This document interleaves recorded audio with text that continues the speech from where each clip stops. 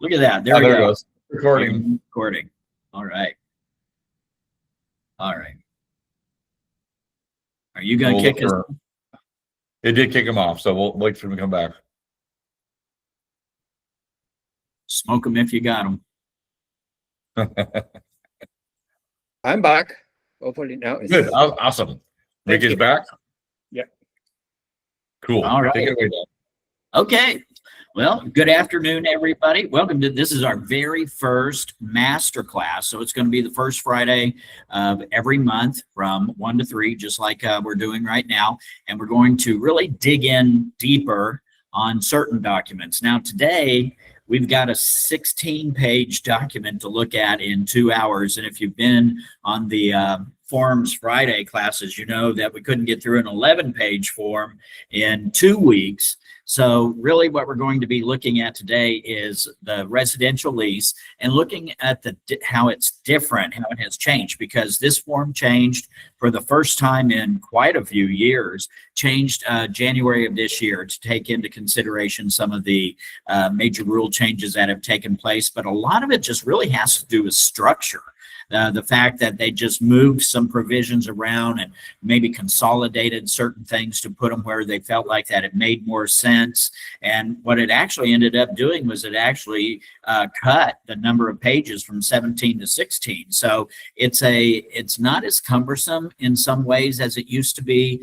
A lot of the provisions, instead of having to dig through each and every single page to try to find some things, they created provision number 3 or changed provision number 3 to not just show the lease terms, but the fees and all kinds of stuff that are there in one place. So it made it a lot easier to work with. So that's what we're going to be taking a look at today from 1 to 3. I do expect that we will be able to get all the way through the document, because we're not going to dig in provision by provision like we did have this morning on the Forms Friday, and like we have been doing. But this really is just to help get you geared into making sure that you fill in the blanks correctly, making sure that you have the things in place that need to be in place in order for your leases to not only be valid and enforceable in a court of law, but to also pass through compliance without being kicked back and having things that need to be done. So that's what we're going to be looking at today. And I'm working off of a single screen, so I'm going to be kind of toggling back and forth between the camera and the form itself. So forgive me, it's going to be a little bit cumbersome, but I'll try to make it as effortless as possible, or at least that would look that way. So we start with provision number 1, which is really the first provision that actually has been changed. And it is now included. It took in the provision of where the occupants used to be, which was further on in the lease. It now puts everybody together in the same place. It puts tenant, landlord, tenant, and occupants all in the same place. And it even identifies and gives us a definition. It defines who is who, defines who an occupant is and who a tenant is. Really, basically, the difference is occupant is somebody who's living there, but not necessarily responsible for the rent or the lease provisions themselves. Tenant is going to be whoever signs off on this lease, who will be responsible for that. And so we're going to list, and one of the things that I see, it does say include names and date of birth for all the occupants. And I see that missed a lot, where we'll put maybe the name of the individual, but we don't put the date of birth. And it used to just want their age. Now it's actually asking for date of birth. So we need to put in who the occupants are and their date of birth for everybody who's going to be occupying that property. And so they don't really define how long moves them from being a guest to an occupant. But if they're going to be there a majority of the time, then they're probably going to need to be defined as an occupant rather than just a guest. A guest, usually they say for the first 7 days or 14 days or something like that. If they're going to be there longer than that, I think that would move them from being guest to occupant. So second provision looks the same. There are no real changes there. We're going to identify the property that's being leased out. So that all pretty much looks the same. I don't think any changes we need to take a look at there. But here in the third one, the lease term and the rent fees, where it used to just be a term where there was a commencement date and an expiration date. Now it start consolidating a lot of the information, who the rent's going to be paid to and things like that. So commencement date, of course, first date of the lease, expiration date, the last date. And underneath that, written notice of termination is required how many days prior to expiration date.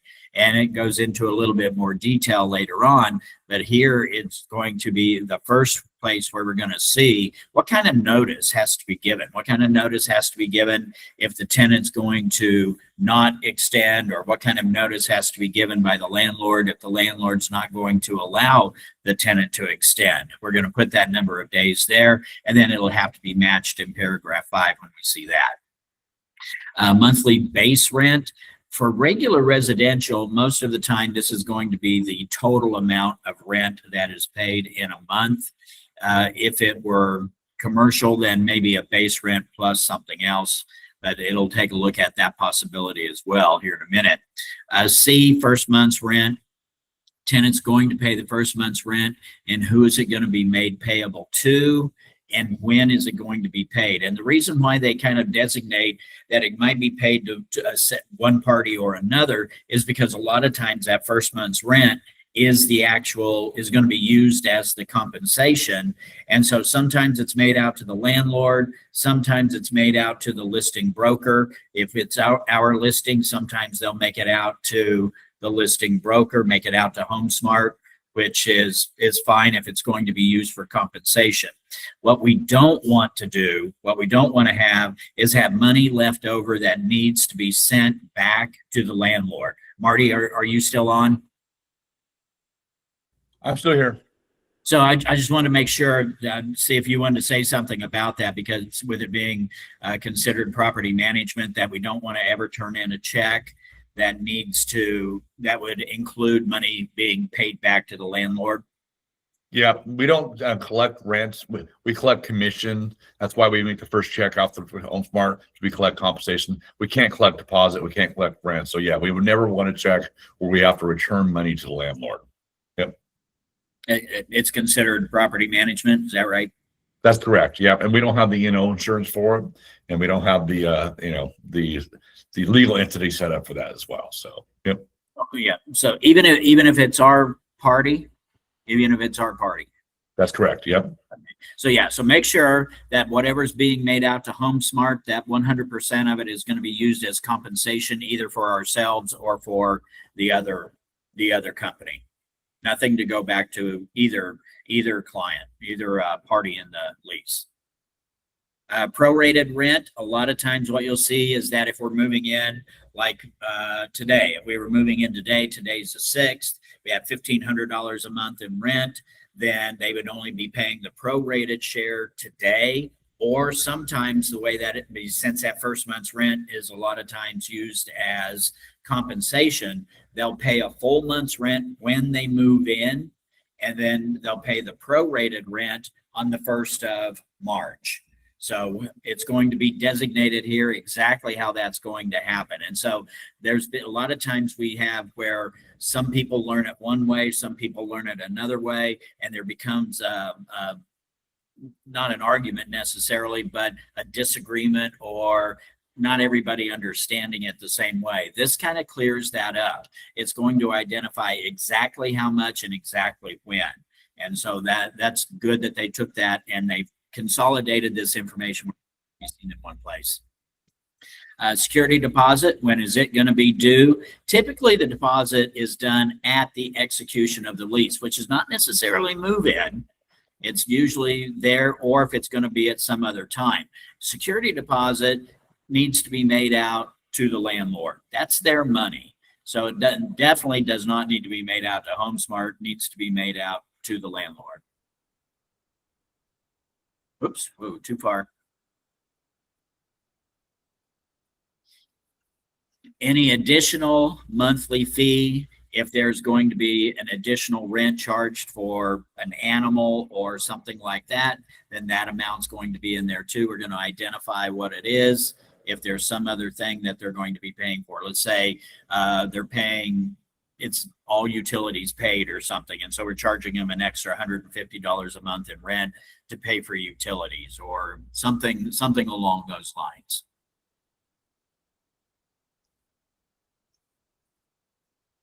The rent details look pretty much the same, not a whole lot of difference there. They're going to talk about when the rent's going to be due. Time is of the essence, of course, to get the rent paid on time. Most likely we'll be checking the box that says that it's due on the first day of the month. If not, for some reason, if it's due some other time, then you would identify it there. Where it's going to be paid is identified here in B, place of payment. And if they're going to be paying it through a app or something like that, then we're going to identify that in method of payment, the different ways that would be acceptable to the landlord. And if it's going to be paid in a certain way, like maybe through electronic payment or something like that, is there going to be an additional charge for that the landlord has to pick up, or is it going to be passed on to the tenant?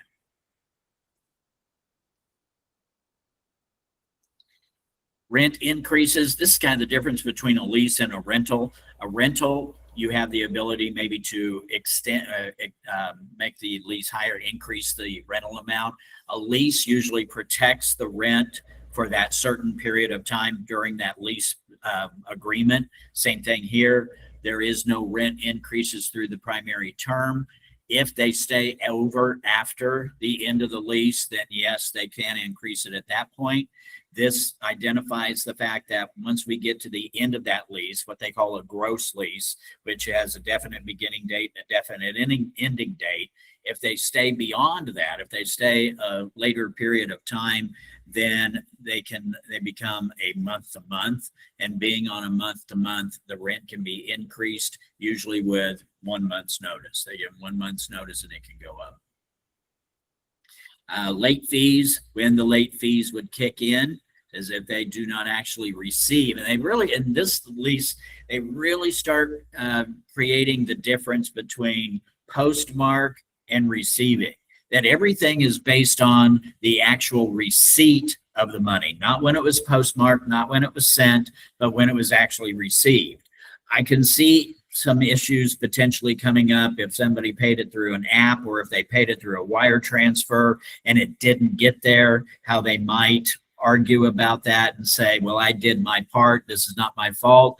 According to the lease, it's when it is actually received is the date that they're looking at, not when it was sent, but when it was actually received. And that's what it says here. If it's not actually received in the full amount at the designated place by a certain day of the month, 3rd of the month, 5th of the month, whatever it is, then the tenant's going to be responsible for a late payment.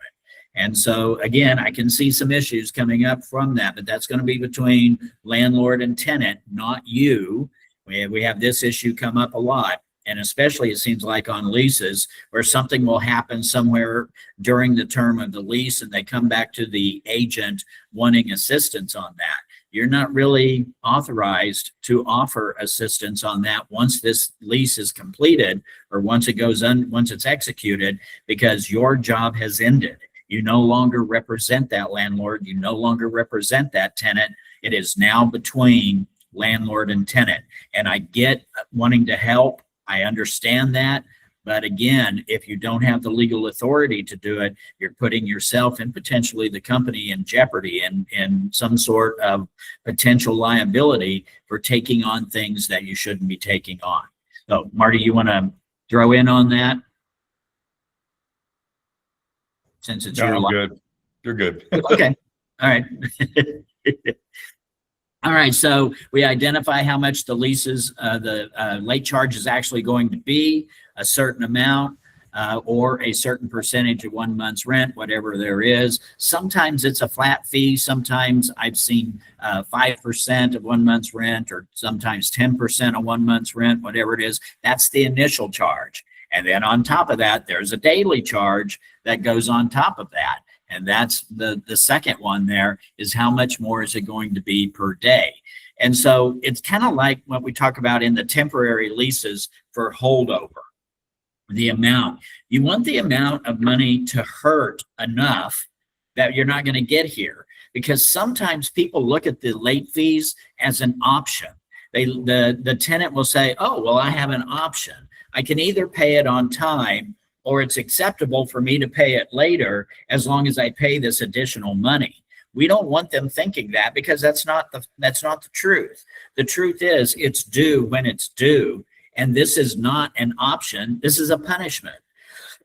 Excuse me. This is a punishment for not paying on time. So we don't want them to be thinking it's an either or. I can either go ahead and pay it on time, or I can go ahead and pay it later as long as I pay more money. So the late fee needs to hurt. It needs to hurt enough that they don't look at this as an option, that they look at it as what it's supposed to be, punitive. It's supposed to be a punishment for not paying on time. So make that late charge big enough that it really encourages them to pay on time rather than wait and pay a little bit later. Or a lot later. Late payment details, again, this is where they're saying, again, that it has to do with when it's received, not the postmark, not when it's sent, but when it's received. I love the way that they word this. The mailbox is not the agent for receipt for the landlord. I've never seen it worded like that before, but it sure drives the point home. The mailbox is not the agent. It is not an agent for the landlord. It has to be actually received by the party. Returned payment. Whoops, God, didn't mean to go that far again. Hey, Don. Yes, sir. Glenda asked, the amount for a late fee, is $100 too much? I don't, for what, per day or initial amount? I don't Probably think so. initial amount. Yeah. You know, I mean, when we're talking about a lease, and of course, a lot is probably it's all relative, right? You know, how much is the lease to begin with? If the lease is your average lease, what, $2,000, $2,100, $2,200, I don't think $100 late fee is out of the realm of reasonable amount. Do you, Marty? Not at all. Not at all. I Yeah. think that's reasonable. Yeah. Yeah. Now, So I don't think so. Yeah. If you have a $2,000 rent and 500 is probably a little bit too much, but 100 is probably good. Yeah. Yeah, I mean, I have seen like 5% to 10%. So if we're talking about a $2,500 a month lease, $250, I don't think that's unreasonable. Again, we want them to think of this as what it is. It's a punitive move. It's not creating an option for you. And then the additional late charge, $50 a day, $100 a day. Again, I mean, let's look at it this way. If the lease is $2,500 a month and I'm charging an additional $100 a day over a 30-day time frame, then that's another $3,000. If they're a full month late, seems to me it might be reasonable to expect another month's rent. You made me wait a month, maybe you need to pay me another month. To me. Don, when do those late charges start? Like say it's late on the third day of the month, and so the fourth of the month you assess maybe your initial late fee of $100, $200, and then a daily fee begins after that. Does the daily fee back up to the first, second, and third, or the daily fee begins on the fifth? I think starting the day that it's late. Okay, so like say day 3 is when it's due by, so day 4 is $100 charge, and day 5 is additional monies or whatever. Yeah, because think of that first 3 days or 5 days or whatever days you put in there as a grace period. You know, we're giving you a little bit of grace here, so we're not going to go back and charge you for that. But once it's late, it's late, and that's when the late charges start kicking in. So if it's due on the 3rd and it's received on the 5th, there's the $100 initial charge and then 2 days worth. Thank you. Sure. Return payment, application of funds says that the landlord may apply funds received from any non-rent obligations first. which would be the late charges and things like that. So that means that you could end up even further behind if you don't pay the late charges, you don't pay that, but then you pay your rent on time the following month, then the rent better include what those late charges were going to be, because otherwise the first part of that month's rent that you did pay is going to go towards those things. And so now you haven't paid a full month's rent again. And so you can be late all over again. So delay of occupancy, tenant needs to occupy within 5 days of the commencement date. If they're unable to occupy because of construction or property or prior tenants holding over, then the tenant has the right to terminate the lease. If they can't get in because of no fault of their own, then they do have the right to terminate the lease. And of course, whatever they have paid at that point, they would receive back. They have a refund of their security deposit, any rent that they've paid, because they've not been able to actually occupy the property. So. Automatic renewal. This is the part that talks about the fact that it's going to go back and will become a month-to-month lease or month-to-month rental at the end of the lease period. And of course, this is also the part that talks about that notice that has to be given, either 30 days or within a certain number of days before the expiration date. I've seen 60 there sometimes. 30 days is probably more typical, but every once in a while, I'll see somebody who will check the second box and put they want 60 days notice. But those are usually the two things that we see. B talks about once it has renewed on a month-to-month basis, then what kind of notice has to be given for termination. And sometimes this gets misunderstood. So on the last day of the month, following the month in which notice is given. All right, so if notice is given on the 1st or the 2nd or the 3rd, then, excuse me, then that termination becomes effective on the last day of the month after that month. So let's say today I give notice, February the 6th.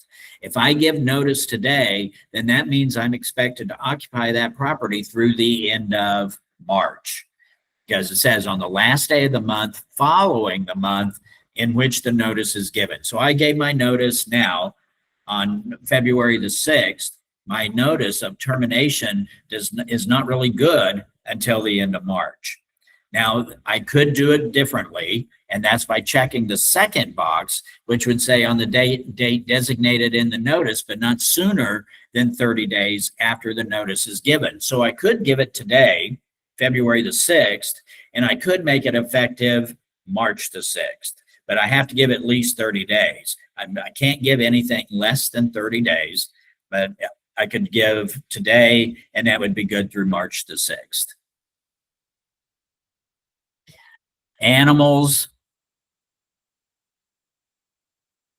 No animals. It says tenant may not permit, even temporarily. And I don't know if that even means that people come to visit and they bring their dog. I would think, I mean, if you look at it, even temporarily really means not at all any animal on the property. And of course, it says not limited to mammal, reptile, bird, fish, rodent, insect. I guess they get really, really specific here. So you can't even bring your insects on. So no ant farms. I guess that would include an ant farm. An assistance animal is required to be reported to the landlord with accompanying documentation as required by the Texas Department of Housing and Community Affairs, the TDHCA. I'm really happy to see this because now it does create the requirement that you provide some sort of documentation rather than just saying, oh, that's my service animal. And because we know that in an effort not to discriminate or to not go out of compliance with federal fair housing laws, a lot of times it appears that you might have to accept an animal when you're not really sure if they are not. So there needs to be accompanying documentation as required by the TDHCA. And so it's probably not a bad idea to go and look and see what that documentation is that the TDHCA says that the tenant has to have. That way, you know for sure if you're receiving it or not. So that I'm happy to see that. I think it's something that they probably needed. They needed to create some baseline as to what's going to be required to be provided before we really accept that this is a service animal. We should post that when we find it as well on our downloads. That's really That's a good important. idea. Yeah, that's a good idea. We do need to do that. Because this is a problem that we have in Texas versus other places, because there's federal law around service animals that's pretty defined, has to fulfill a need for the member or the person. The emotional support animals here, Texas sees them as the same thing. So it's like, that's where we get a lot of, we have one recently where a tenant had 3 pit bulls as emotional support animals. Yes. Right? Yep. So, and that's always hard. So that's good. Yeah, I do. I like that. I agree. I know that there's a lot of times that people, sometimes tenants, I think, have figured it out that, hey, I might be able to get my animal in here for free because of that.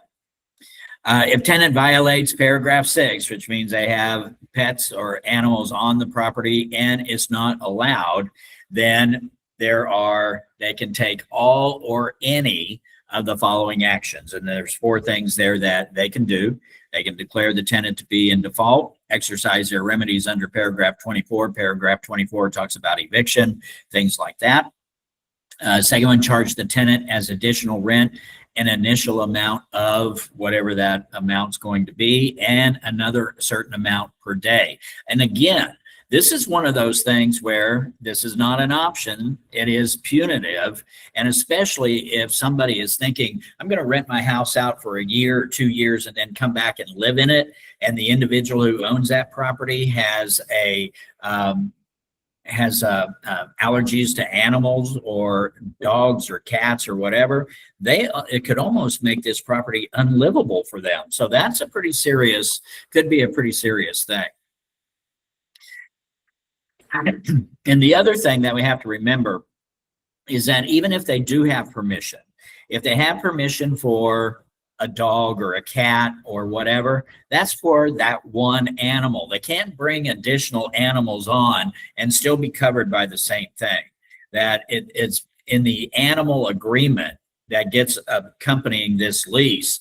It identifies which animals are approved. Any other animal is not approved. So it's not like this blanket thing that says, okay, you paid this extra $500 deposit for this one dog, so now you can start a dog rescue at this house. You can't do that. It's for that one animal and that one animal only. 7 talks about security deposit details. And it says that security deposit cannot serve as the last month's rent. And that's what it means, is that the tenant may not withhold any part of the last month's rent based on the fact that there's a security deposit there and the security deposit can be used for rent. That's not what the security deposit's there for. Security deposit is there for security in the event that there's damages and things like that. It could go towards rent later on, could be applied that way by the landlord once the tenant moves out, but the tenant cannot designate their security deposit to be used as rent. It's there for another purpose, which is for damages or anything like that. That's what it's there for. Bolded out part on C, important for landlords to know.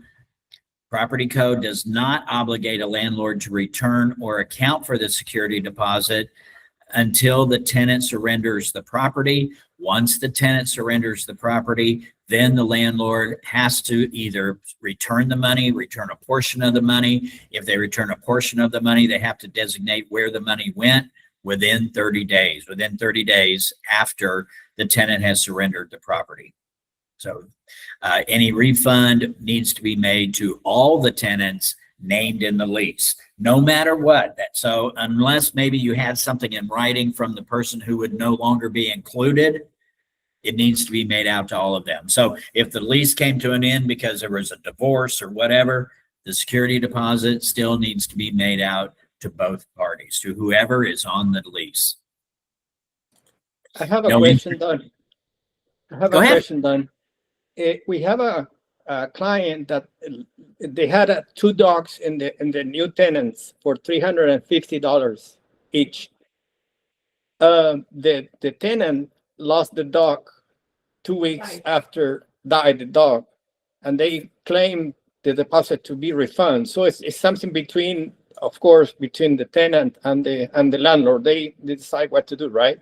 There's Yeah. nothing specific that it should be No, no, you're right. returned. There's no language that says that if the animal dies somewhere along the way, that the money's going to get refunded back. It would be between the two. It would be Okay. between them. Yeah. Okay. Yeah, Thank you. good point. I thought you were going to say, could they replace it with another dog? And I was going to say they would have to get that other dog approved. Okay. Thank you. Sure thing. Don, Yes. quick question. When you said the security deposit must be returned after they surrender the keys, but what if they surrender the keys on the 3rd, but their lease ends at the end of that month? Do you do that the keys or the end of the month? When they surrendered the property, which would be when they gave them the keys. Oh, okay. Yeah, it says when they surrender the property. That's what makes it kick in. See, it says that they're not obligated until the tenant surrenders the property. So it's when they surrender the property. If they leave early, then they leave early. But yeah, it's when they surrender the property.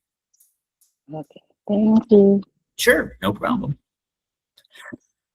These are all great. Excuse me.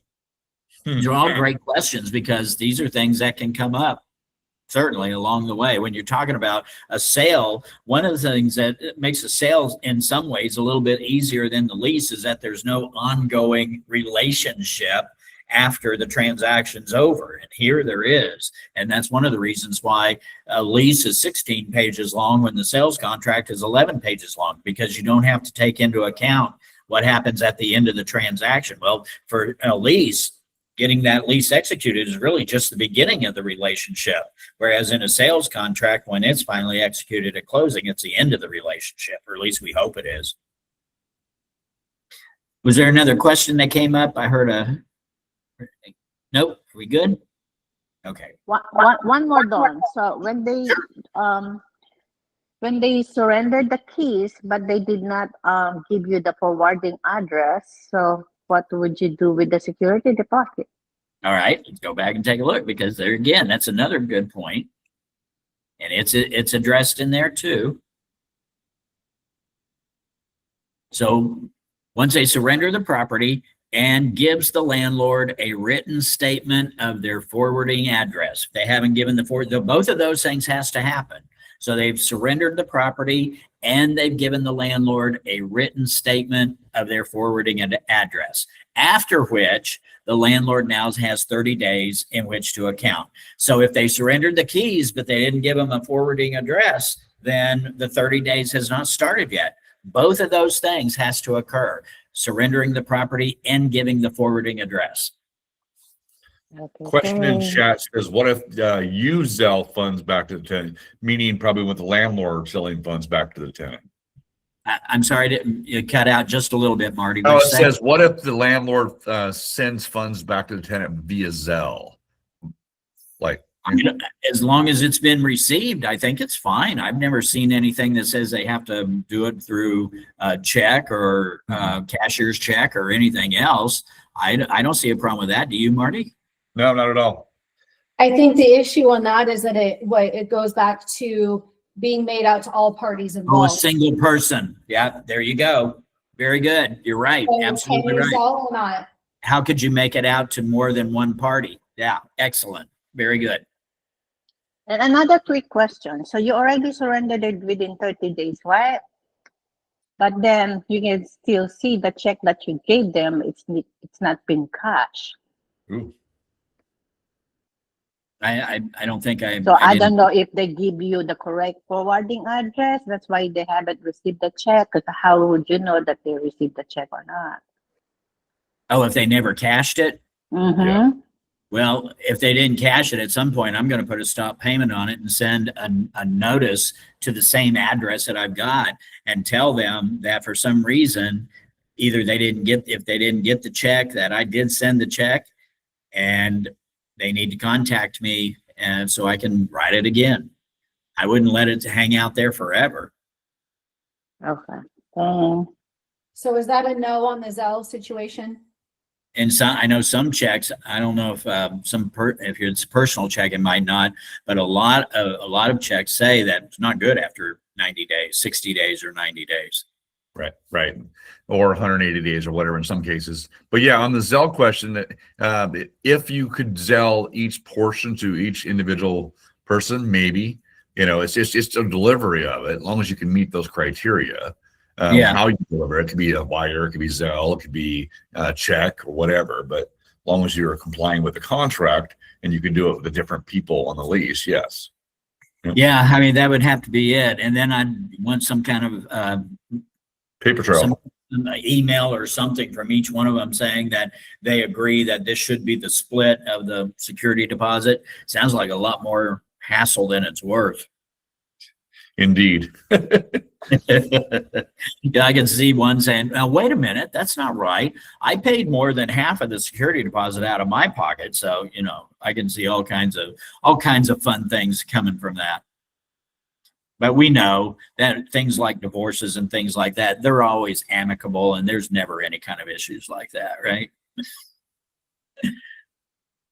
All right. No interest or income will be paid to the tenant on the security deposit. It does not have to be placed in an interest-bearing account.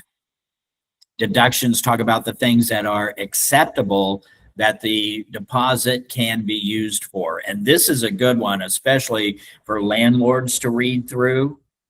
They talk about that normal wear and tear can't go towards normal wear and tear. Security deposit can be used towards all these things that they see in 2. I think this is a great provision for tenants and landlords both to take a look at, to see where that security deposit could conceivably go. I think it's a good one.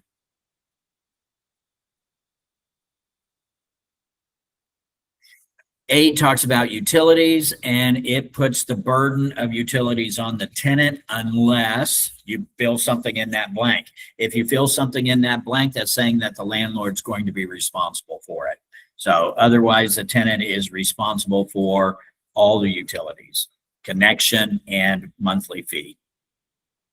And B, unless provided by the landlord, tenant must, at a minimum, keep the following utilities on at all times that the lease is in effect. All those, of course, says before signing lease, tenant should determine if all necessary utilities are actually available to the property and are adequate for the tenant's use. We just had a scenario or situation come up where we had tenants move in, and we had the landlord side, where the tenants moved into a multifamily 2 units of a multifamily structure. Gas was not on at the time. Found out gas could not be turned on. It did not pass the city when the city came out, or it did not get a permit. And so we had to let the tenants back out of the lease. So it's good to make sure all those things can be done before the tenant ever moves in. Use and occupancy, tenant must promptly inform the landlord of any changes to their phone number or email, not later than 5 days after a change. That way, of course, communications can remain available. HOA, whether or not the property is part of an HOA or not. And it's not that the tenant's going to have to pay the HOA, but the tenant, of course, has to comply with the rules of the HOA. So they need to be made aware. Hey, Marty. I mean, not Marty. Hey, Don. That's okay. I've been called worse. Go ahead. Hey, a question on that. Should we put in there that the tenant's responsible for maintaining the yard, or that's just supposed to be? It comes up a little bit later. Oh, okay. Yeah.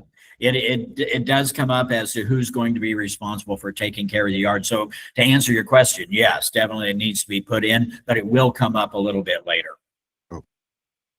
So it'll be there. Prohibitions, things that the tenant cannot do. A lot of times tenants think that they become the owner of the property and they think they can do all kinds of stuff to that property. And this says, no, you can't. And it needs to make sure that they understand what they're allowed to do and what they're not allowed to do. Who's considered a guest, and if they stay more than a certain number of negotiated days, then they need to get the landlord's written permission. It does say that no guests are permitted to stay on the property more than twice the number of days in the blank in any 30-day period. So if we put, now you got to do a little bit of math. So if you've got 7 days here, then that means that over any 30-day period of time, and not month to month, it says any 30-day period of time, if they are there more than twice that number of days that you put in the blank, then they're no longer considered a guest. Now they have become an occupant. That was something that I brought up at the very beginning, where they talk about tenant and occupant. And I drew the distinction. Okay, so who's an occupant and who's a guest? Here it is, that if they stay more than twice the number of days you put in there in any 30-day period, they have now graduated from guest to occupant. So common areas, landlord is not obligated to pay any non-mandatory or user fees for tenant use of common areas. That would be like pool or tennis courts or things like that. Those would be a tenant's charge if they want a pool key or the fob that gets them into the tennis courts or the pool. That is their expense. Don, Yes. quick question about the gas.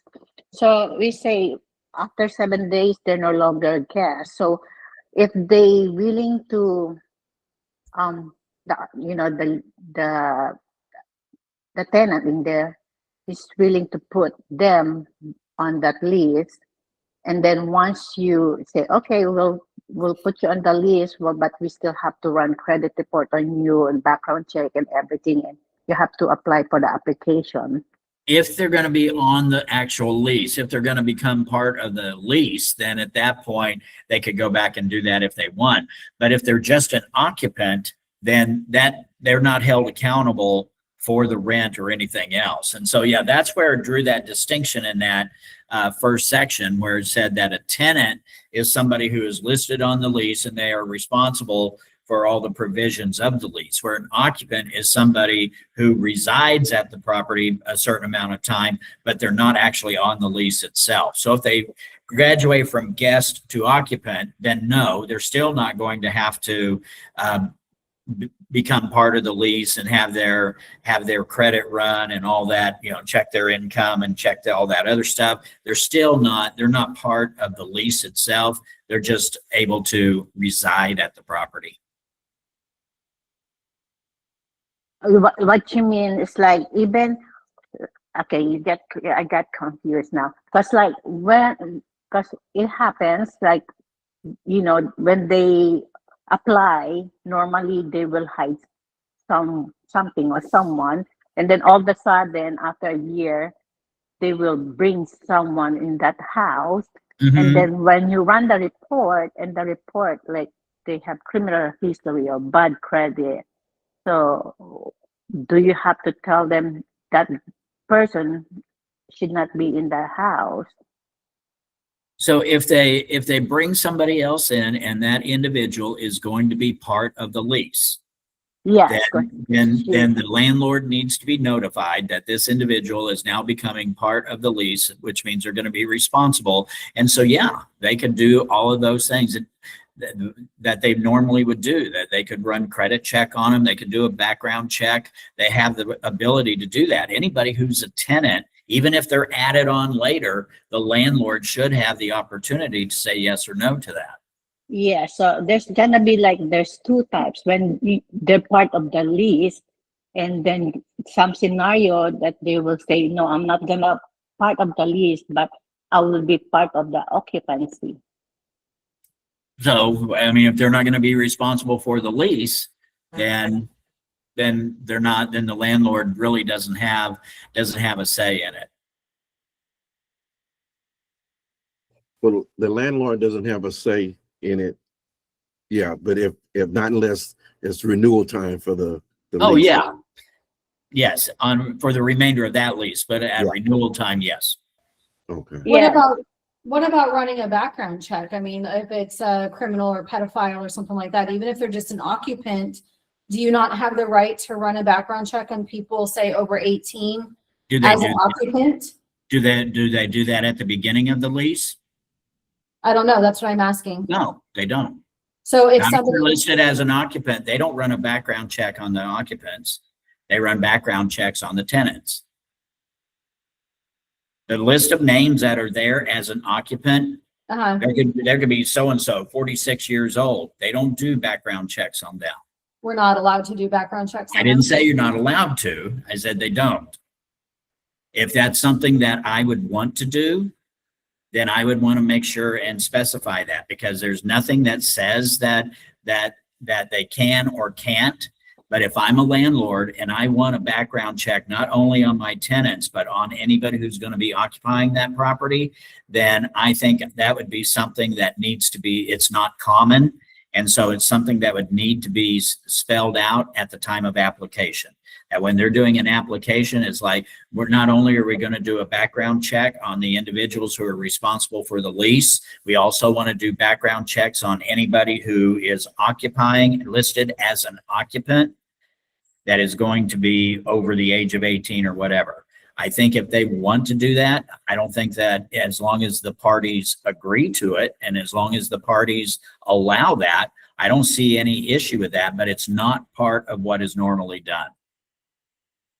Okay. One more question, Dawn. No, it's okay, Let's but say- you know what? Now that you bring that up, that's not a bad idea. I don't know that there would be an issue with it because I've never seen it tested. But I could see how maybe somebody would be afraid that if we put them on as a tenant, then it's never going to work. So we'll just list them as an occupant instead, because I can qualify on my own. Interesting. Okay. One more. It's like when there are from guest to occupant, are we allowed to ask for the processing fee for them, for that guest to be as an occupant? Are they, I'm sorry, are they allowed Can we charge them a fee, like processing fee to who? The landlord or the tenant? the tenant? The tenant charge the occupant a fee for? No, the landlord will charge the new one who will occupy, the new occupant. Well, if they're going to go from guest to occupant, then that means we have to amend the lease. Then that means we have to go back to section 1, all the back here. We're going to have to amend the lease to list them as an occupant. They now are going to become a party. If we are adding occupants, then we need to add them in here.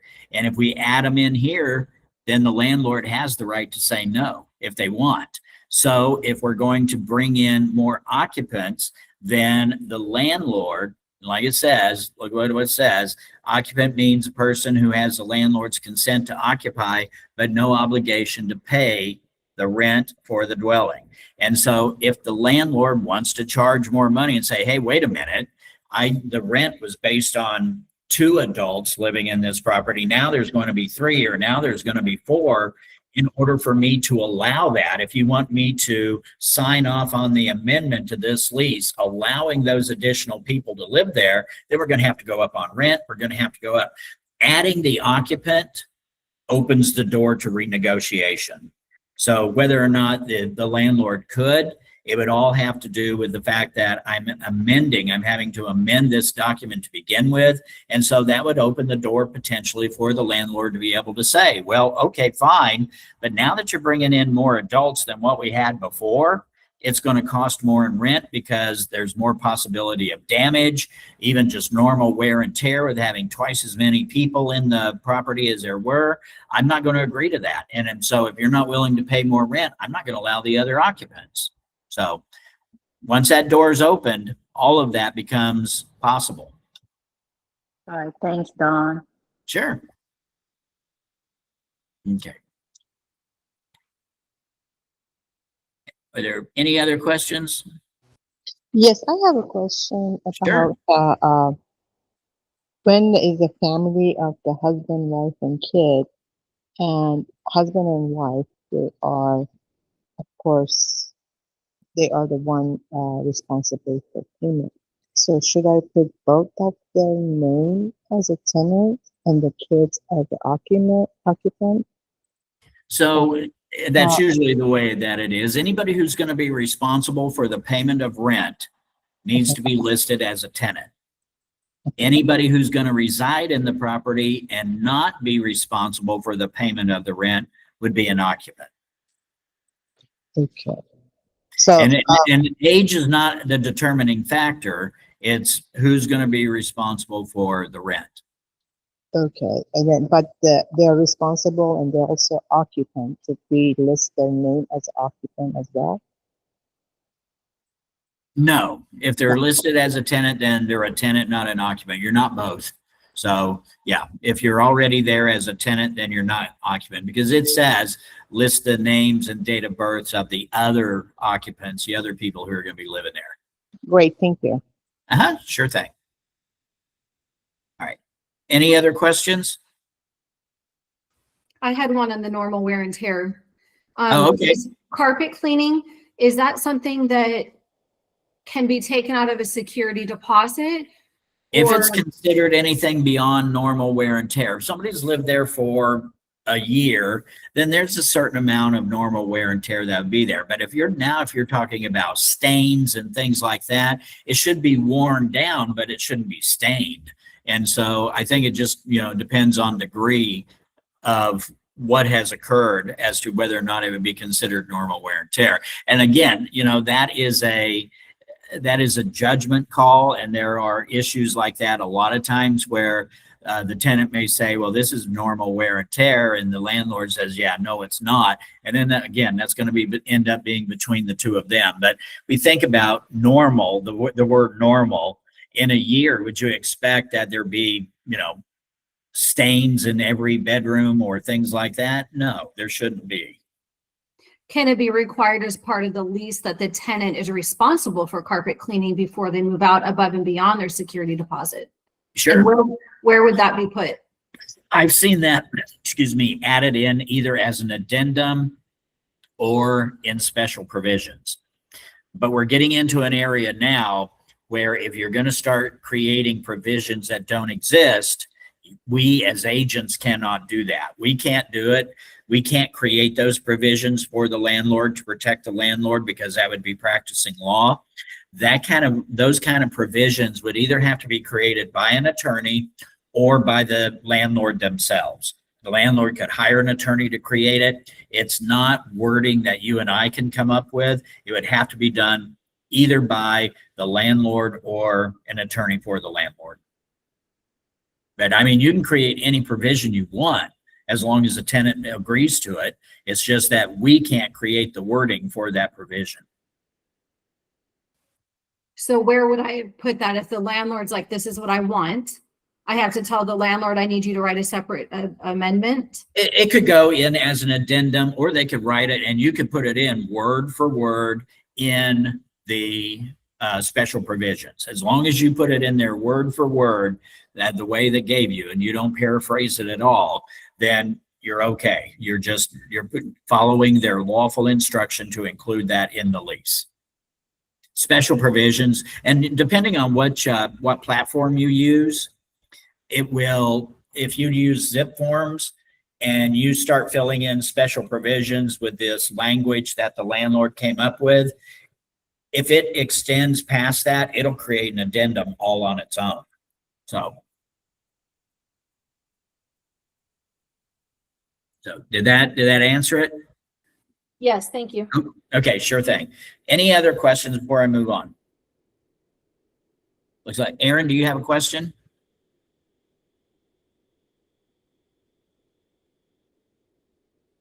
Did we catch it already? Okay. Yeah, we did. Oh, okay, great, thanks. And I think yeah, go ahead. No. And I think I may have seen one in chat.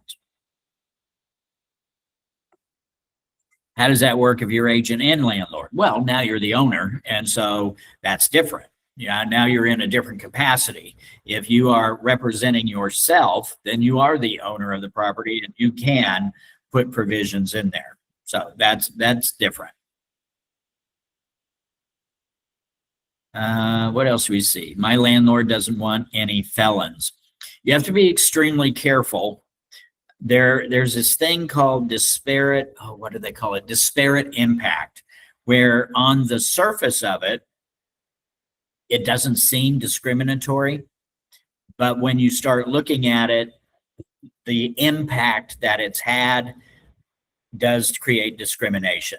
So the typical thing they say is that you don't pigeonhole anybody. You don't create a provision, say, I don't want anybody who has been a felon, or I don't want anybody who has this, who is this in their background, or I don't want anybody who has this in their background. Take it individual by individual rather than singling out an entire group of individuals, because it could have a disparate impact in terms of discrimination. So you see, what else do we have? Okay, we got that. Okay, think I got everything. Is there anything else that I've missed? I got what about evictions? If they do have eviction, If they have been evicted, then that Mhm. can be a requirement of the landlord, that they not have been evicted within the last 2 years or something like that. That could be a landlord requirement. and we can put that on an MLS, right? I would not. The criteria, or we don't put that, like no evictions, no criminal There- charges on MLS. If I'm going to put it anywhere, I may put it on agent remarks, but I would not put it anywhere for the public. There is a field where there is a place for landlord requirements, and I don't know if that one is one of them that can be selected or not, but there is a place where you can put in the landlord requirements. There is a field Yeah. in the lease listing where you can put that information in, but it's usually geared more towards, income 3 times the amount of the monthly rent, a certain credit score, or things like that. Okay. So Don, can you put your own house up for like 55 and up? Is that being, instead of being No. in the community? No, not only if that property is in one of those communities. Okay. You cannot designate it on individual properties, but it can be designated for an entire community, or complex, but not for an individual property. Okay. That would be considered age discrimination. So, right. Okay, I'm sorry, I'm toggling back and forth between the document, and so I can't see if there's a question. Is there another question? Okay. All right, then we get back to the document. Parking rules, of course, talk about how many vehicles are going to be allowed. It will not permit more than a certain number of vehicles. You really don't want more than what a driveway can handle, for sure. You don't want vehicles parked out on the street. That's usually a violation of deed restrictions for it to be there more than 24 hours. So you don't want to create a situation where you've got so many vehicles that somebody's going to have to park on the road. That's probably going to create an issue later on. And even as the owner of the property, the landlord doesn't want to have to deal with that, because it's going to go against the landlord. So, Don, this is Raul. I think Mr. Aaron Collins has a question. Oh, okay. Please unmute there, Mr. Aaron. I'm sorry, I didn't unmute.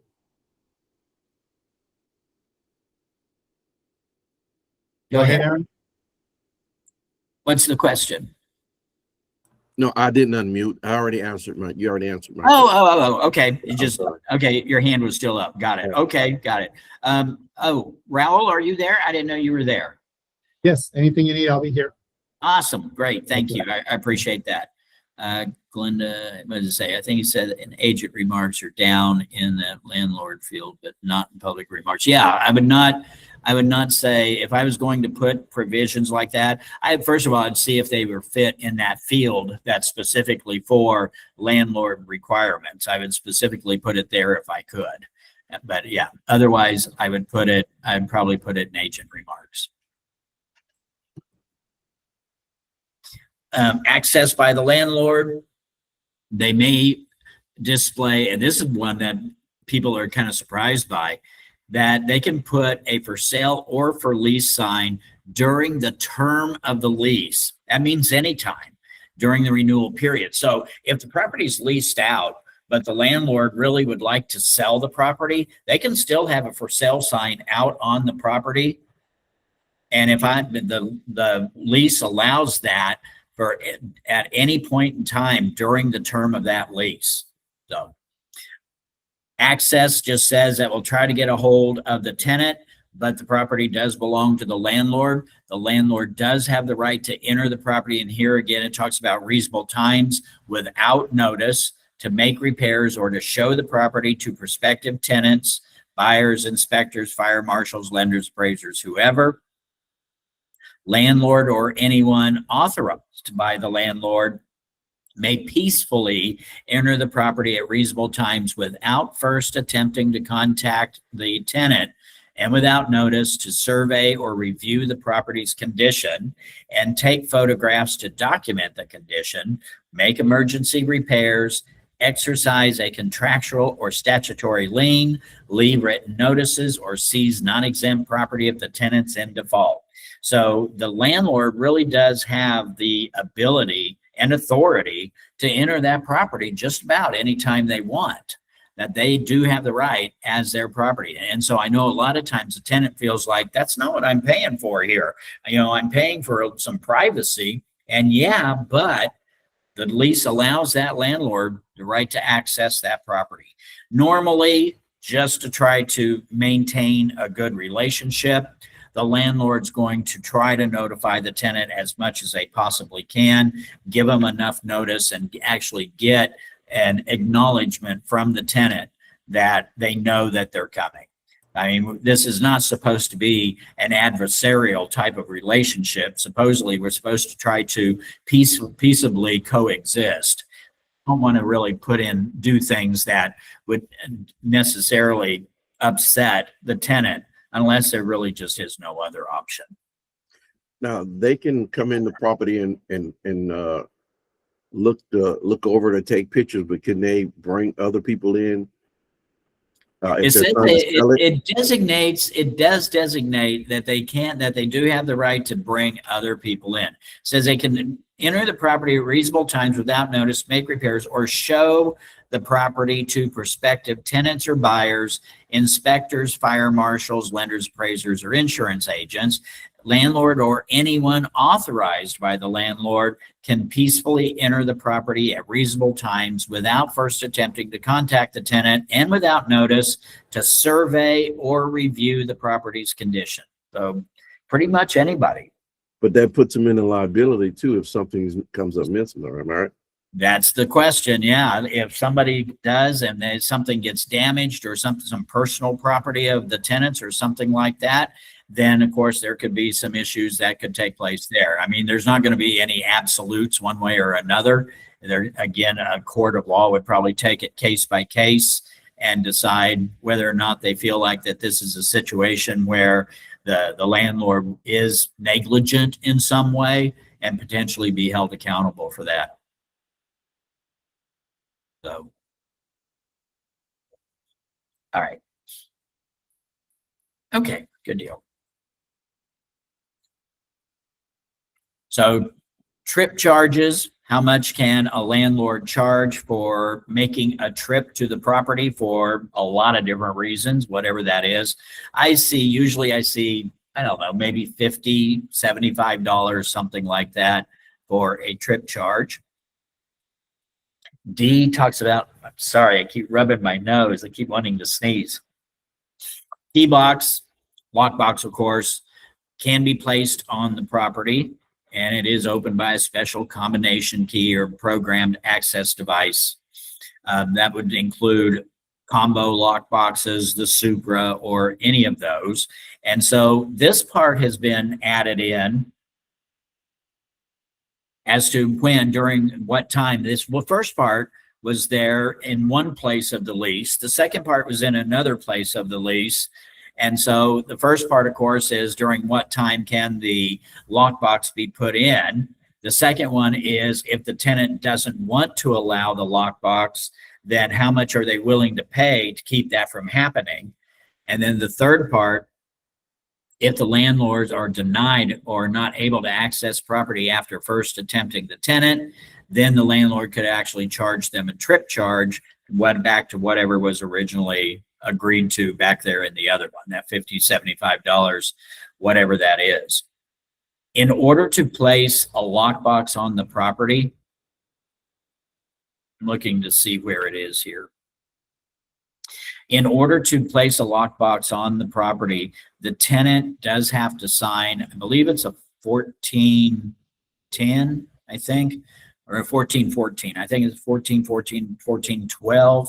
There is an addendum that tenant has to sign to allow a lockbox to be put on if it comes after this point. If at this point they not going to have a lockbox, or it's only going to be during the last 30 days or something like that, then it's already allowed. It's allowed here. But any other time, the tenant would have to sign a document, sign an addendum allowing the lockbox to be placed on the property. Here it's already given permission. Otherwise, it would require that addendum to be added on. Move-in condition. The sight unseen notice. When property is leased without the tenant first viewing the property, we want them to acknowledge that that is the case.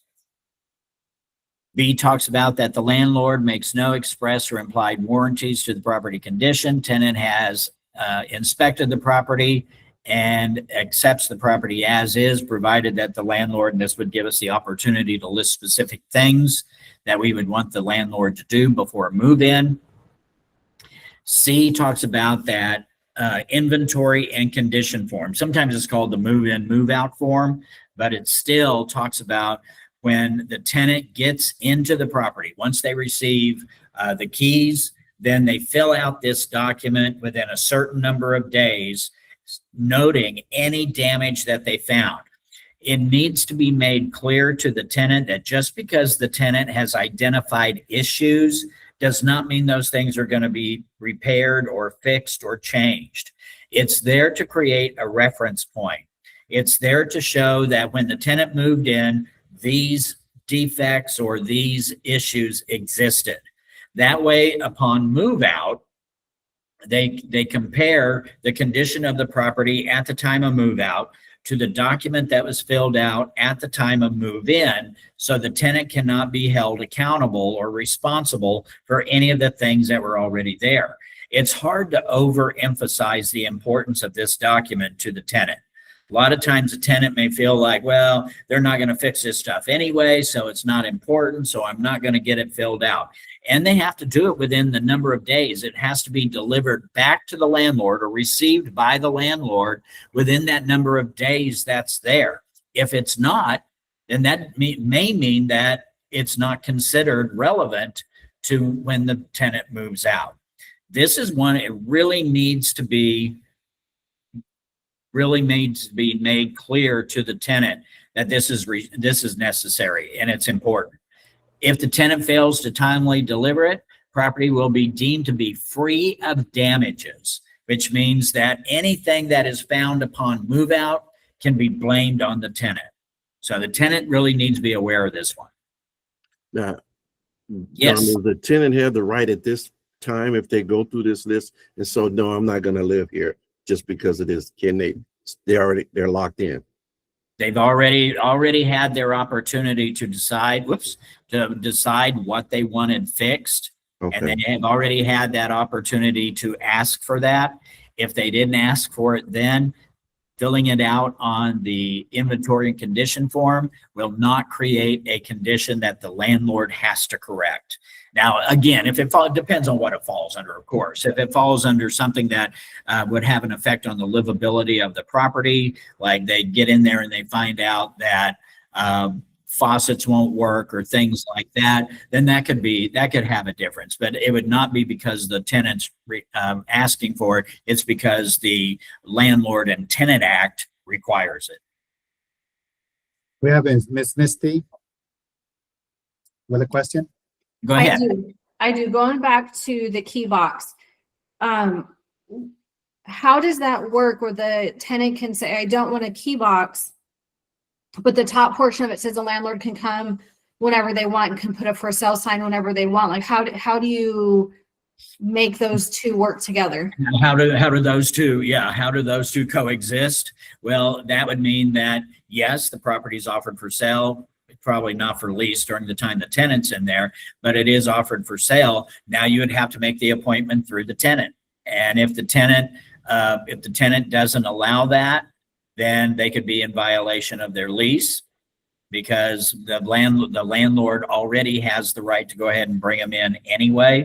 Like it said, that whether they have a lockbox there or not, landlord has a key. So they can use the lockbox, or if the lockbox is not there, they still have the right to enter the property anyway.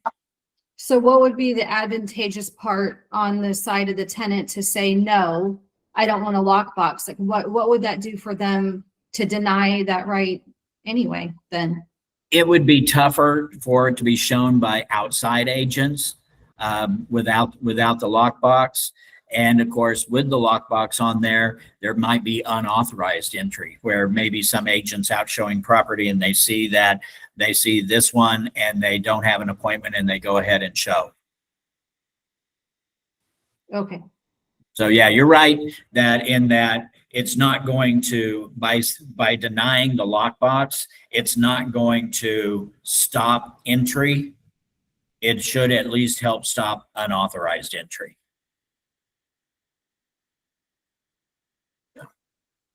Did that answer it? I hope it did. Yes, thank you. Okay, sure. Move out condition. When the lease ends, tenant will surrender the property in a clean condition, free of all trash, debris, and any personal property. Tenant may not abandon the property, and they're going to give us a definition of abandonment here in a minute. So again, we run into this all the time. One person's clean is another person's filth, right? And so whenever you've got this type of requirement that it be in clean condition, free of all trash, debris, and any personal property, at least that part is extremely clear. There are lots of times where there is going to be a disagreement between the landlord and tenant, just like there's a disagreement between buyer and seller in terms of, is this clean or not clean? And so again, this is going to be between landlord and tenant. Thankfully, this is not one that you and I would be involved with, where we are in the sale transaction, but it is supposed to be considered clean. And most of the time, the litmus test for clean is it ready for somebody else to move into? And so if it is, it's considered clean. If it's not, then it's not considered clean. But when you start getting into the real, I say nitty gritty, and I guess that's kind of a pun not intended here.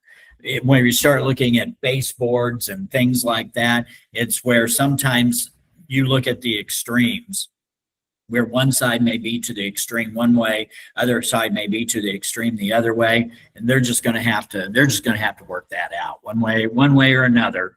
They're going to have to work that out. But again, it's not us. It's not part of ours. Surrender says it occurs when all the occupants have vacated the property and landlord's reasonable judgment. There's that word reasonable again. Reasonable judgment in one of the following events has occurred. Either the date the tenant has specified as the move out date, or tenant has returned the keys. So whichever one, their move out date as according to the lease, or whenever they delivered keys, that's considered surrendering. And that's when that 30 days, again, when that 30-day, as far as the security deposit's concerned, that's where that 30-day kicks in. surrender, and giving written forwarding address. Abandonment's not always so easy to identify, where surrender was one or the other. Abandonment needs all of these things in effect. All occupants have vacated the property, and in the landlord's reasonable judgment, tenant is in breach by not paying timely rent, and the landlord has delivered notice to the tenant by fixing it to the inside of the main entry door, or if the landlord is prevented from entering the property, by affixing it to the outside of the main entry door, stating that the landlord considers the property abandoned and the tenant fails to respond to the affixed notice. This is what we call the 3-day notice sometimes. Fails to respond to the affixed notice by the time required in the notice, which will not be less than 2 days from the date that the notice is affixed to that door. So usually we call it the 3-day notice, usually giving them that additional day. So you have put something, a notice on the door, either on the inside of the door or the outside of the door, depending on whether or not you can get in or not. If it's if it has a blind deadbolt that's turned from the inside and you can't access the property, you can't get in the property, then it goes on the outside of the door. Otherwise, it goes to the inside of the door.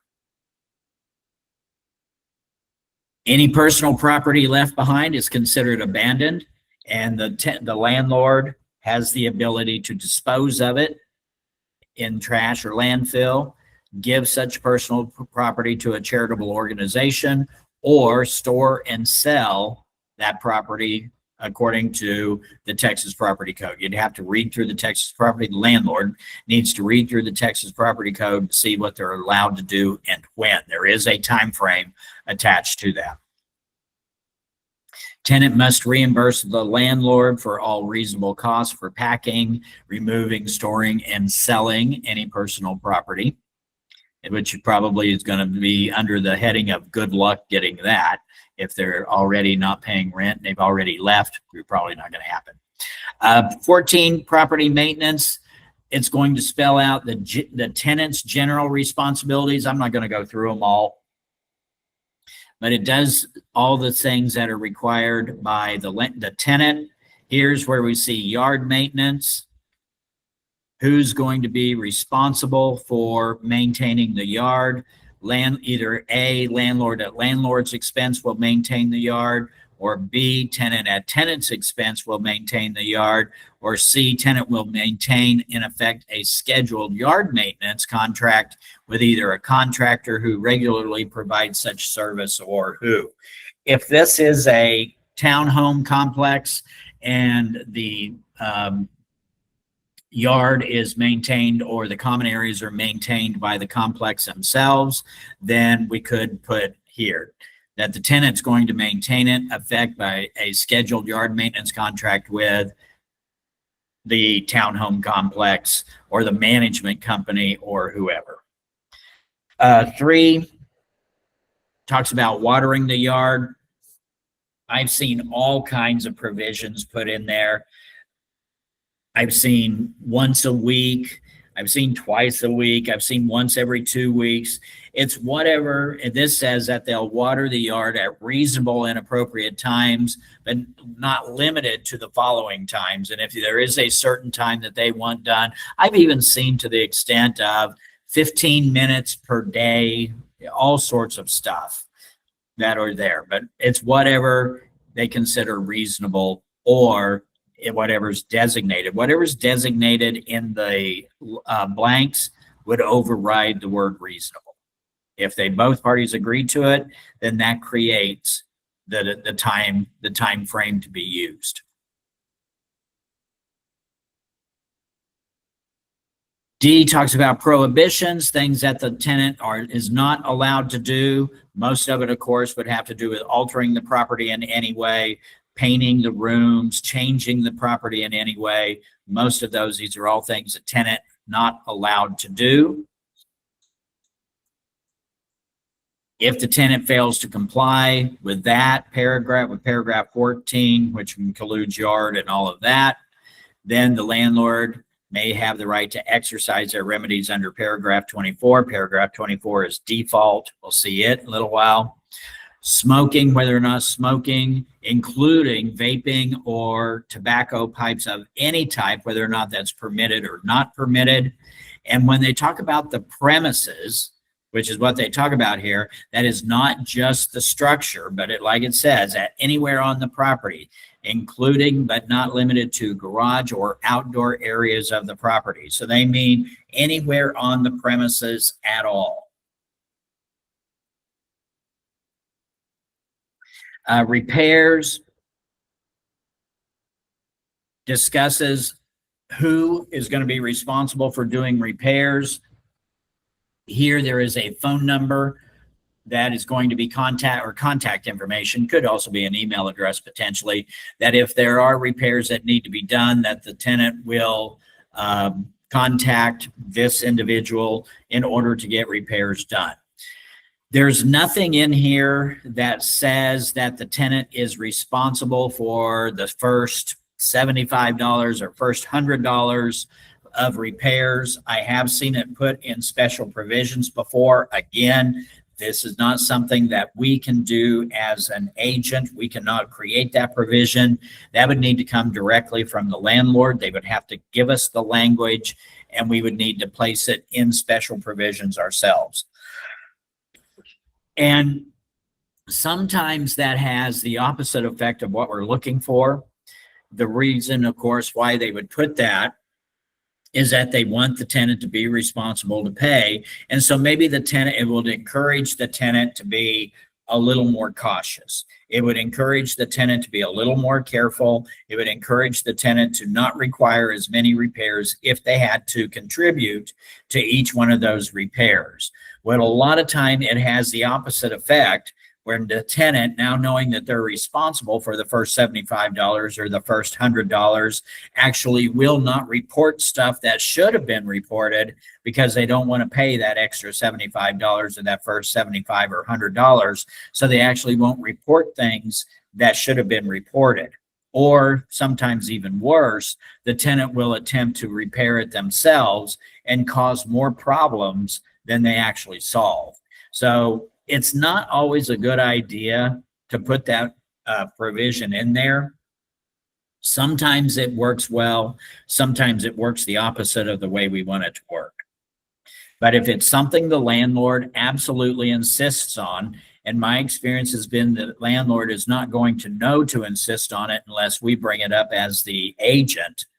If we bring it up as the agent and they say, yeah, I like that idea, then we need to make sure that they understand that number one, they need to come up with that provision for us to add in there.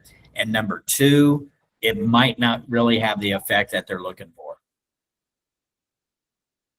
C talks about who can complete the repairs. Tenant may not. Tenant may not repair or cause to be repaired any condition, regardless of the cause, without the landlord's permission. Tenant is probably not the best person to fix whatever it is that needs to be fixed. All decisions regarding repairs, including completion of any repair, all of those things are at the landlord's sole discretion. The tenant is not the determining factor if the repair is done or done correctly. The landlord is. Landlord not obligated to complete a repair on a day other than a business day, which for us is Monday through Saturday, unless required to do so by the Texas Property Code. Texas Property Code has that Landlord and Tenant Act. And I always think that this Landlord Tenant Act is part of the Texas Property Code.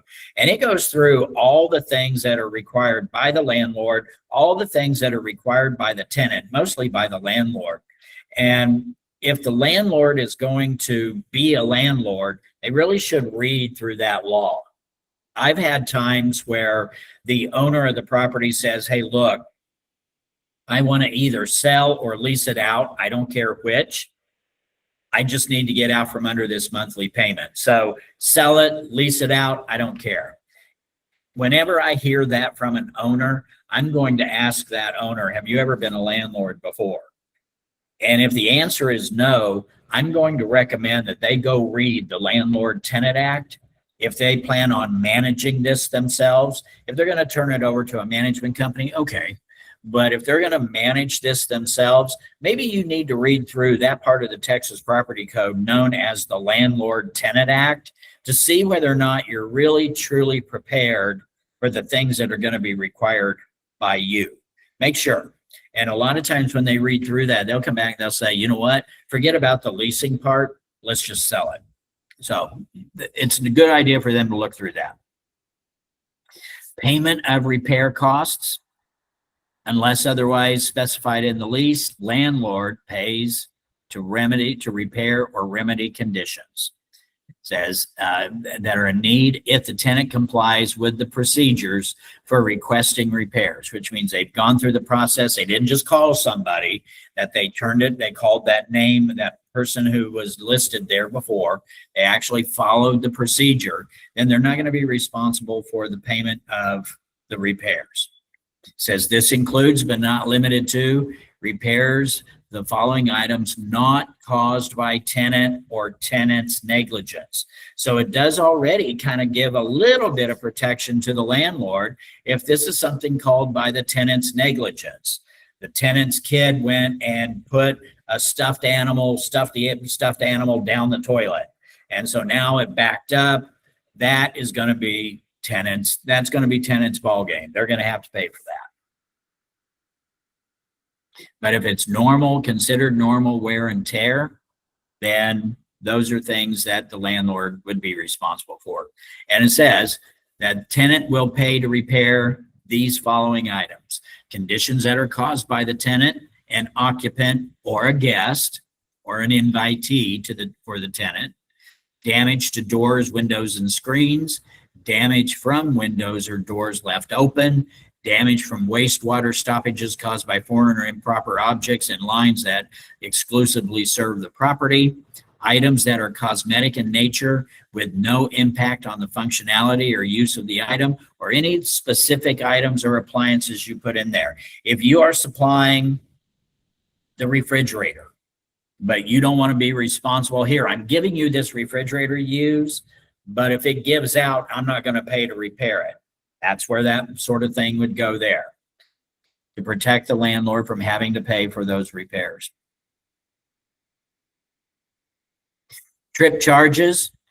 Person's unable to access the property after making arrangements to the tenant to complete that repair, they're going to have to pay for a trip charge. Landlord may require advance payment of repairs or payments for anything that the tenant's responsible for. 16, security devices and exterior door locks. This is also part of the Landlord-Tenant Act, which is Chapter 92 of the Texas Property Code. This is important for a landlord to read through because it talks about the access information in terms of deadbolts and things like that, that the landlord is responsible to make sure are there.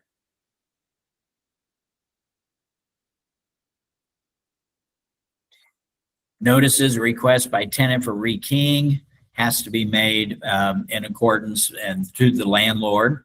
They can't just go and have a property rekeyed. They have to do it through the landlord. If tenant vacates the property and is in breach, landlord can deduct from the security deposit the cost to rekey a property because now there's a key floating around out there. That's one of the acceptable charges on a security deposit. Smoke alarms, that it is required that smoke alarms be, and this one, there's a little bit more to it than this, because smoke alarms, this says that it's subject to Chapter 92, which is the Landlord-Tenant Act again, but it says requests for anything additional must be made in writing. But you also have to look at city ordinances. Sometimes the city ordinances may be stricter than the Texas Property Code. You have to abide by the strictest ordinance. So if the city requires something more than what you see in the Texas Property Code, you have to go with the strictest ordinance. This is kind of a baseline. Most towns, most cities go along with it, but there are some that require more. So you have to go with whichever one is strictest. Did I hear a question come up? No, somebody needs in. Sorry. There, okay. 18 liability. Landlord not responsible to tenant, tenant's guests, family, or occupants for any damages, injuries, or loss to person or property caused by fire, flood, water leaks, ice, snow, hail, winds, explosion, et cetera, all those things. However, it's always a good idea. That doesn't mean that the landlord is going to be immune from the tenant suing or anything like that. Doesn't mean they'll win, but it does not stop the tenant sometimes from pursuing the landlord for things like this. And so probably not a bad idea for a owner, if they're going to become a landlord, make an appointment with their insurance agent to see what they need to do to maybe prop up that coverage for additional protection. Because now all of a sudden, it's not just people who visit the property, it's going to be other people who are living on the property. So it's not a bad idea for the landlord to get in touch with their insurance company to see what changes they might need to make to their insurance. Holdover, if the tenant fails to vacate the property at the time that the lease ends, then the tenant's going to be responsible for rent. And it says, and it designates how much. It says rent for any holdover period will be 3 times the monthly rent calculated on a daily basis. And they will be immediately due and payable daily without notice and demand. If you're doing a temporary lease, this is a good number to look at. How much extra would it cost? Because if you do a temporary lease, typically those are a certain number of days, and it's provision number 19. Provision number 19, just like it is here, it's provision number 19 in the temporary lease as well, talks about how much holdover is. If I were trying to figure out the number to put in there, this number is not a bad idea. If we're talking about that the amount that they are paying per day in rent is $100 a day. Extrapolate that out to a month, $3,000 a month. 3 times that, $9,000 a month. So how much is that going to be per day? If I divide it by the number of days, that's going to be $300 a day. And we say, again, that holdover, any holdover amount needs to be painful. This is painful. It needs to hurt so much that it makes more sense to get out than it does to stay in. And we run into this on the temporary leases sometimes where they put $100 a day. Holdover is $100 a day. Well, that over the course of a month is $3,000 a month. That's a typical lease. That amount needs to hurt. $500 a day. That way it makes more sense for the tenant to get out than it does to stay in. So, and that's why they put that amount in there. It sounds like an exorbitant amount. It is. It's a lot of money because they want to make it clear that this is a punishment thing. This is not an option. We're not creating an option for you to stay later. We're creating a punishment if you don't get out when you're supposed to. 20 residential landlords lien. Landlord will have a lien for the unpaid rent against all of the tenants' non-exempt personal property, which means they have the right to seize property in the event that the tenant doesn't pay rent. Now, you can't just go in and start taking stuff. You do have to follow the rules in order to be able to do that. So it's not like one of those things that you can just jump in and start taking stuff. It's warning the tenant that ultimately, if they don't pay their rent, then the court may allow them to go ahead and pursue some of that property. Subordination, lease, and the tenant's leasehold interest are subordinate to the owner's rights. That subordination just means that they have a lower priority, that the owner's rights are superior to the tenant's rights. And that's what they're talking about there.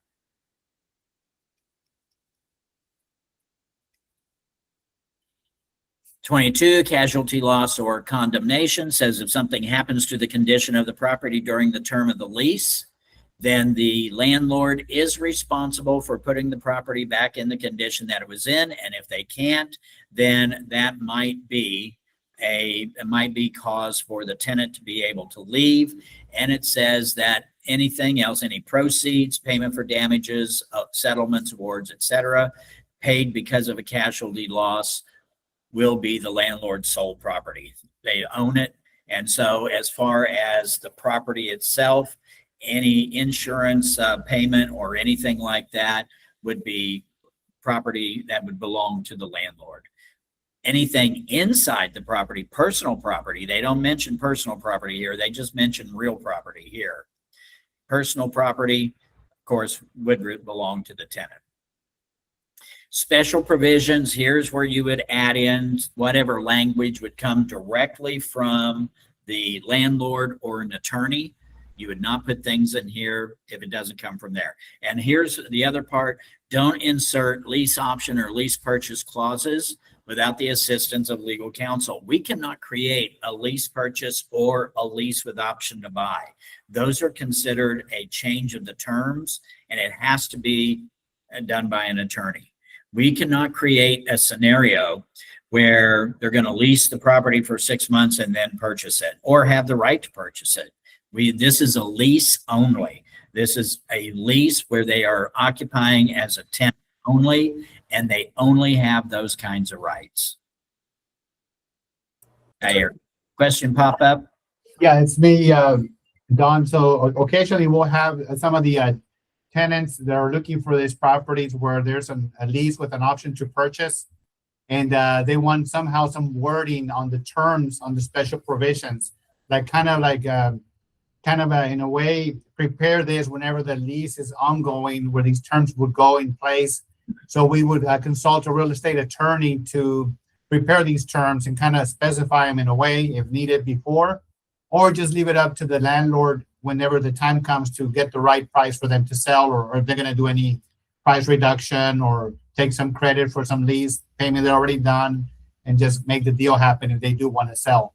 Yes, I think sir. another wording they place on there that I've seen, we've only done two where an attorney actually did put the wording there, and then it said first option to, or first right of refusal in a way, right?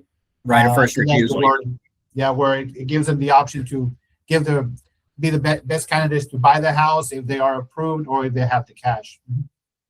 Yep. So yeah, as long as that's created by an attorney, a lot of lease with option to buy or a lot of lease purchases are separate documents that whoever the party is that's doing the leasing the property out now and giving the tenant the right to buy, a lot of times they have their own documents. They have their own contract. They have their own thing, which is fine. That's fine. We can still be a part of that transaction. It's just using a different form. But this form was not created to create a lease with option to buy or a lease purchase or a right of first refusal for that matter. In order for any of those three things to be created using this form, it has to be done by an attorney or by the party themselves. So yeah, Raul, you're 100% right, for sure. And I reckon it's going to be needing more space than just that little special provision space. So yeah, it has to be either annexed or kind of placed separate documents. They don't give you a whole lot of space to create stuff. They try to keep us out of trouble. They don't want to give us too much space to create too many problems. True. So we have Mr. Aaron Collins with a question.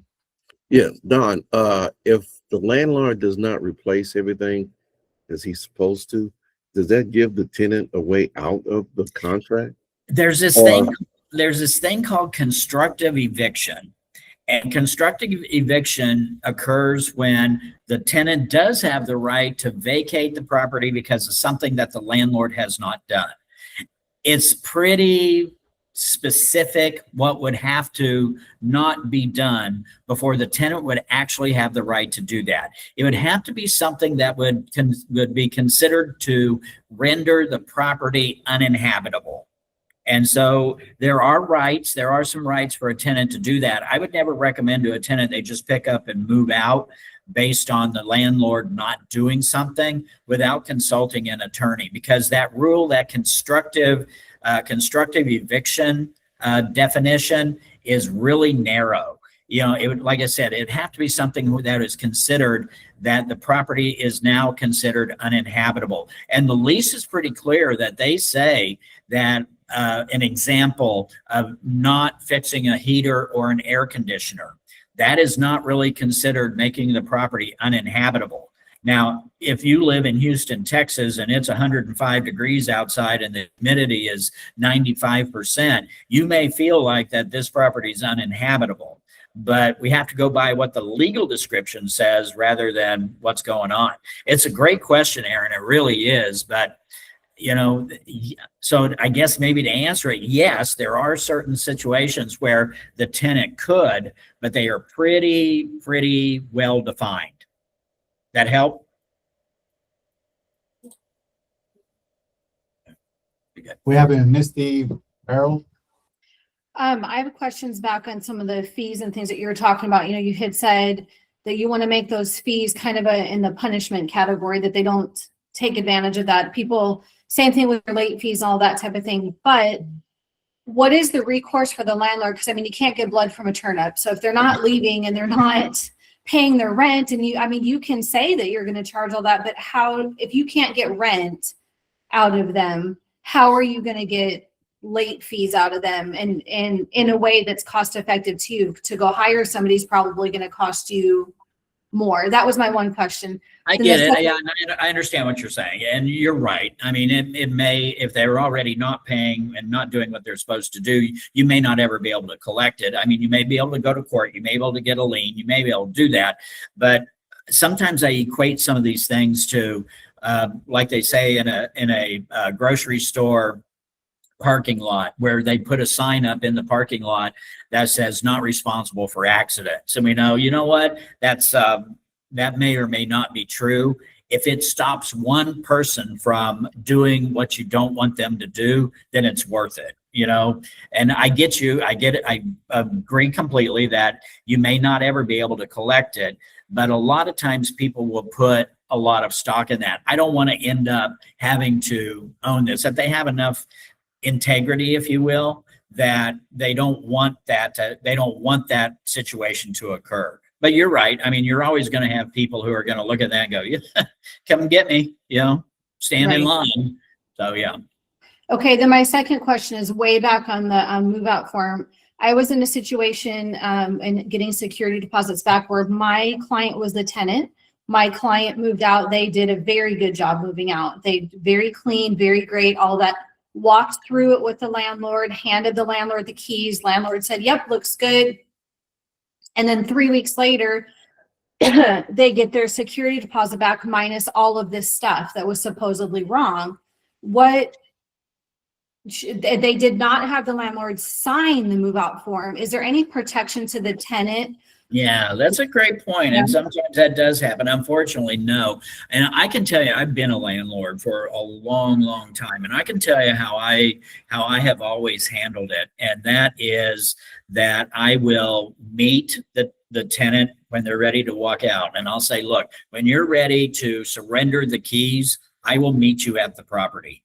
And at that point, I will have your security deposit ready to go. And so here's what we'll do. We'll do a trade-off at the same time, that when I come and walk through and you give me the keys and I see that everything is done, I'll give you your security deposit back right then and there. And I wish there was a way to do that, because that would eliminate an awful lot of that. Because you're right, it's not always the tenant taking advantage of the landlord. Sometimes it is the landlord taking advantage of the tenant. And I can tell you that I lived in an apartment one time long ago, where when I moved out, I took a picture of the condition of the property when I left. And I took a lot of pictures. And the landlord did exactly the same thing. The apartment complex did the same thing. They kept every bit of my security deposit, saying that they needed to do this, and this. And I contacted them, and I went in there and I said, here are pictures. Here's pictures of the unit when I left. And now either you give me my security deposit back, or I'll see you in court. So, you know, a tenant should try to protect themselves. I would really recommend taking pictures of the condition of the property when you finish. Don't just trust that it's going to all work out okay. I mean, they did do the walkthrough when they surrendered the keys, and he said, yep, looks great, perfectly fine. So there's really no protection for the tenant. Like even if they had signed something that day, or because they said, well, when do we If get they sign something saying, I'm going to send you back all of your deposit, and then they don't, then you've got something to work with. But just him being there saying that it looked good was not enough. You know what we say about verbal? Verbal's worth the paper it's written on. Nothing. Anything else? All right, where are we? We've got about 10 minutes left. Let's see if we can get through the remainder of this form. I think we can. Default. 24 is default. It's that section that so much of the lease has referred to all the way along, that talked about that if this doesn't happen, then you can refer to paragraph 24. 24 is all about default. If the landlord fails to comply, the tenant can seek any relief provided by law. And so that's where they leave it for the tenant. And you look at this sometimes and you think, wow, this is really geared more towards the protection of the landlord than it is the tenant. And in some ways it is, because it's the landlord's property. And so B talks about if the tenant fails to timely pay all the amounts, then the tenant's in default. And here are all the things that the landlord can do. And it talks about all the ways that the landlord can take advantage of a situation or be made whole based on any of this. And so I'm not going to go through them all, but you can see the landlord has a lot more rights at the end of the lease typically than the tenant does.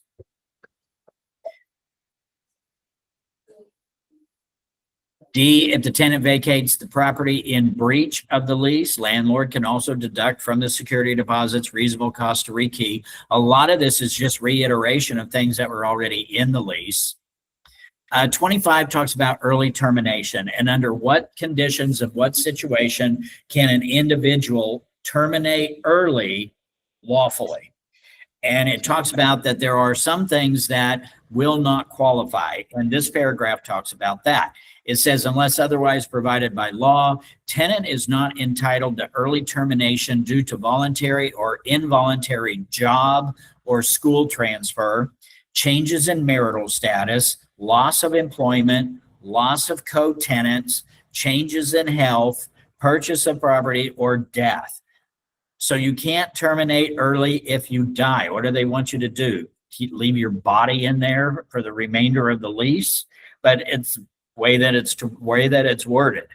But there are situations where early termination is allowed. There are 3 of them, and they're right here: military, family violence, sex offenses, or stalking. Now, the last 2, family violence or sex offenses or stalking, require a police report, that there needs to be a police report filed, and you can show that. And any 3 of these conditions will allow a tenant to move out early. If they are a member of the military and they are deployed or they are moved, they do have the right to terminate early. Family violence, again, police report needs to be filed. Sex offenses or stalking, police report needs to be followed. But they will allow early termination based on any of those 3 situations. Replacement tenants talks about, either assignment or sublet.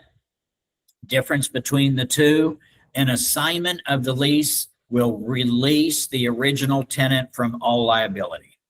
A sublet will not. A sublet allows a new individual to occupy, but the original tenant is still on the hook for rent.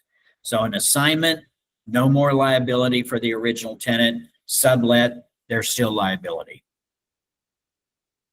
If the tenant requests early termination, tenant may attempt to find a replacement tenant and may also request the landlord to do the same. Landlord may, but is not obligated to, attempt to find a replacement tenant under this paragraph. When the lease is signed, the tenant is responsible for the entire amount of the rent to be paid during that lease. If the tenant leaves early, at this point, they are still responsible for the remainder of that lease, except for those three scenarios that we just talked about. If the landlord agrees to permit a replacement tenant, will the tenant, that's the original tenant, pay for that replacement? And if so, then it's there. Sometimes we see 100% of 1 month's rent. I see that if the tenant finds the tenant, then maybe it's a certain amount. If the landlord finds the tenant, then maybe it's a certain amount, if they're going to allow it. But it has to be approved by the landlord. 26, attorney's fees. Any party who is a prevailing party in a legal proceeding, then they are allowed to collect certain fees, attorney's fees, cost of service, all of that. Representations, anything that was promised, or any representations that were made prior to the time of the lease will also be in effect after the lease. 28, whatever other addenda may be attached to this lease, including agreement between brokers, TXR 2002, which of course creates payment. We can also use the 2402. The compensation agreement between brokers can also be used, because it also will take care of a lease scenario. So any addenda that are going to be attached would be attached here and would be brought into the lease transaction by marking that box. Notices where things are going to be sent to the landlord, things are going to be sent to the tenant. Last part of this just simply says that this is the entire agreement. There are no outside agreements between landlord and tenant. Lease is binding on not only the tenants themselves, but potentially on their heirs, executors of an estate, administrators, etc. That's mostly on the landlord side. Joint and several, every tenant is responsible for every provision in the lease. Waiver, landlord's past delay, waiver, non-enforcement of a rental due date or any other right will not be deemed a waiver of any further one. I may let you off the hook for this month. You called me and you said you're not going to be able to pay the rent until the 5th. I'll go ahead and allow that to happen. That does not mean that every month from now on you can do it on the 5th. It is an individual waiver. Severable clauses, if any part of this lease is found unenforceable in a court of law, the remainder of it is still in effect. Controlling law just says we use the state of Texas laws to govern this document. And copyright, if an active realtor member does not negotiate this lease, then this lease cannot be used. It can only be used by members of the Texas Association of Realtors. Information, future inquiries about this lease, rental payments should be directed to the person who's listed under notices under paragraph 29, which would be the landlord. Tenant's responsibility to make sure utilities are available. Brokers have no knowledge of whether the landlord is delinquent in the payment of any lien against the property. We ask that question on the listing agreement. And so if we ask the question on the listing agreement and they say no, we have no knowledge of anything else. If we do have knowledge, then we would have to disclose that of any liens that we know of on this property. Unpaid rent can be reported to the credit reporting agencies. Landlord not obligated to respond to requests for tenants' rental and payment history from a mortgage company or other prospective landlord until the tenant has given notice of termination. Most of the time they will, but they're not required to. F is emergency contact situation. Their contact information talks about who has the right to come into the property in the event that a tenant dies in the property. H talks about the fact that if they would like to know about the potential of sexual predators in the area, there's a place for them to go to check that out. Excuse me. Landlord's insurance does not cover tenant from loss of personal property. Does the landlord or does the landlord not require the tenant to obtain and maintain liability insurance? Most of the time they do, so we would mark that does. These get missed an awful lot, and especially now that they've been moved to where they've been moved, I think it's even going to be easier to miss. J, is the landlord's broker going to act as the property manager? If this is our listing, be sure and put HomeSmart's name there and put will not.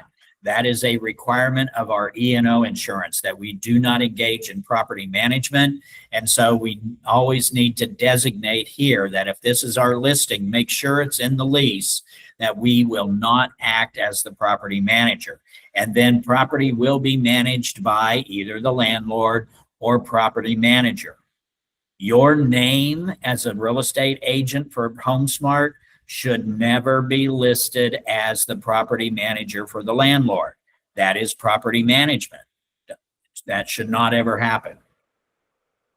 And the last part of this is signatures.